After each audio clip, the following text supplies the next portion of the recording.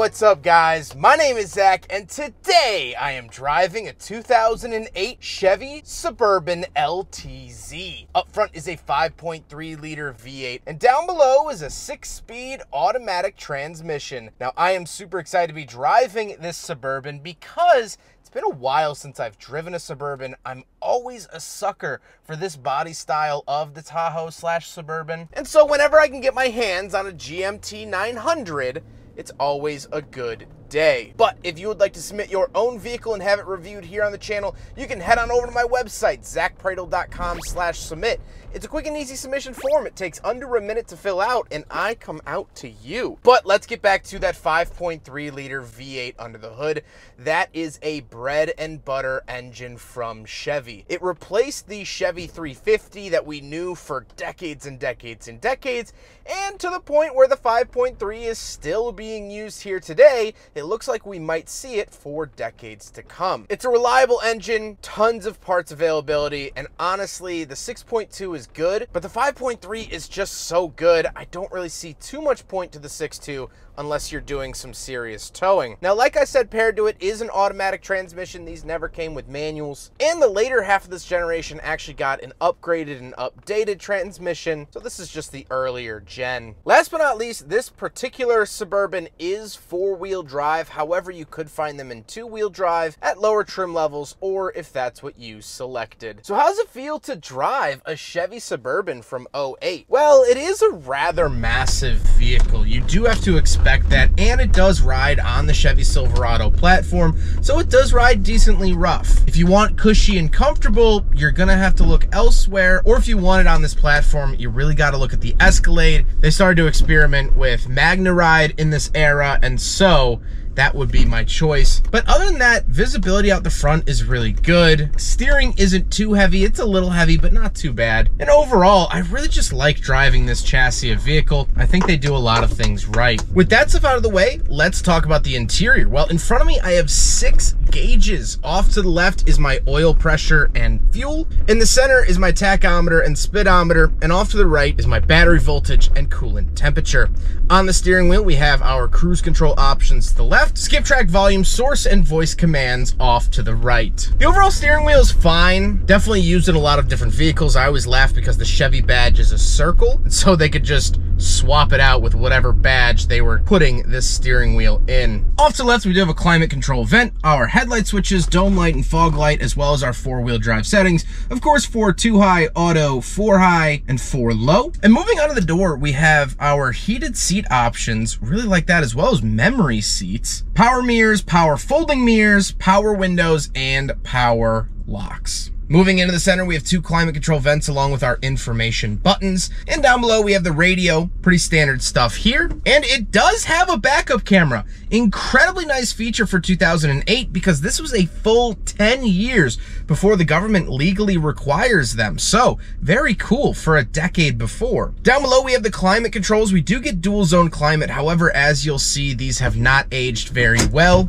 GM was just using cheap plastic underneath, so they just painted them, but the paint or whatever coating they put on it tends to come off, especially if a previous owner has had long fingernails. Then we get 2 12-volt outlets, our pedal adjustments, parking sensors, traction control off, and our windshield washer fluid heater, so it doesn't freeze in the winter. Then we get some cubbies down below, one of which are the cup holders. We'll do a big friggin' bottle test, and unfortunately, it does fail, which Silverados have been rather hit or miss, so it's no surprise here in the Suburban. Then, of course, we have a giant center console, enough to fit a rotisserie chicken and maybe a friend, which I absolutely love. But moving up to the seats, they are this really nice leather, they are heated, power, and the driver's seat is memory, which are all fantastic, lovely features here in the Chevy Suburban. Love to see that. However, we do have back seats, so let's hop into the back and do a back seat review. All right, so we're in the second row of the 2008 Suburban, and not as much room as I was really hoping. The seat is pretty far back, and the driver could be a lot nicer and give me a lot more space, but overall, it's not actually bad back here. I do have heated seats back here, very lovely feature. I can use my own audio and tune and volume and program, things like that. 12-volt outlet, and I do have inputs for the screen that actually pops out of the ceiling. So you can actually plug in like an Xbox 360 or something into here, which is really cool. I also do have pop-out cup holders down below, and I do get this aisle. This is not a bench seat. Kind of folded down. There's no bench here. These are captain's chairs, which is very, very nice. However, let's hop into the third row. So physically, I am back here. Mentally, I'm at a Wawa in Paramus, New Jersey, but it's not crazy good back here. Yes, it does have a third row, and that's very, very nice. And I'm fitting back here. I'm just not overly happy about it. The reason I say that, there are people in my life that buy these vehicles that have families. If you have a family and you want a 3-row vehicle, but you don't tow anything, please buy a minivan. Minivan third rows are just so much better, so much easier to get into, just lovely places to be. This is less so. If you have kids and you're not towing things, buy a minivan. If you do want to tow things and you got kids, this is actually great then. So kids will fit back here, no problem. It's not gonna be the end of the world. Let's hop into the very back. We'll take a quick look at the trunk and cargo space, and then we'll talk about the looks. Right around the back of the Suburban, and one of my favorite things is there's a button over here, if I can find it with my hand. There we go. And it will just pop open the glass. I love when vehicles do this. I think it's so helpful, especially if you have like a pet, if you have things rolling around back here. Really, really nice feature. Then I do have a power tailgate for the entire tailgate, which allows us to get in the back. This is the biggest advantage of the Suburban over the Tahoe. So I want to make that clear. The Suburban gets so much extra space. The Tahoe cuts off right about there at the back of the seats. You get maybe, I don't know, maybe that much space behind the seats when the third row is up. The Suburban gets so much more space. So if you do have a bigger family, you go camping, you need to fit all your gear, and you always use the third row, Suburban is the better way to go. We do have a 12-volt outlet back here. Lovely to see that. Some anchor points down here. Cool. I don't know why I just randomly said cool. Cool! But other than that, you know, pretty standard equipment here. Walk it back out here. We do have a tailgate button, and that will power bring it back down. Love to see that.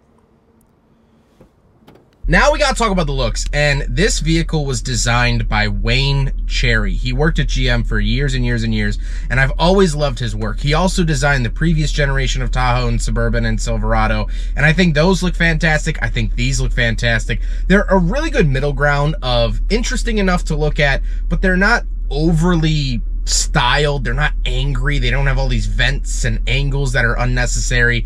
I think this is boiled down one of the best looking SUVs ever put onto the market, and I will stand by that until the day's end. I also like this tan color, the tan interior, tan exterior. You just don't really see that color combo as much when it comes to the Tahoes and Suburbans, so I am pleasantly enjoying it here today. But with all of that being said, let's get on to my final thoughts. What do I think driving this Suburban? I really enjoy it. I don't think I'm covering any new ground by saying that either, but I think this chassis is just such a good middle ground.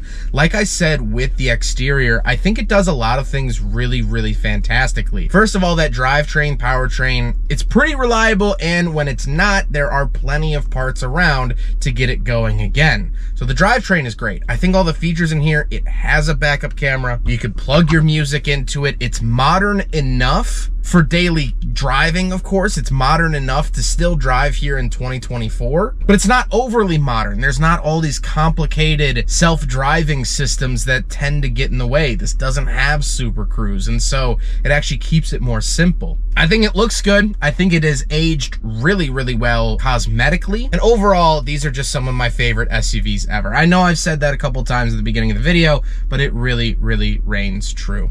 I hope you guys enjoyed the video. Huge thank you to William for letting me take out his Suburban. I was very excited to do this review. William is absolutely awesome. I've reviewed a handful of his vehicles on the channel before, so he's been a longtime supporter, and I am very appreciative of him. But I hope you guys enjoyed the video. Don't forget to rate the video, comment on the video, and subscribe if you really liked it. Take care, guys.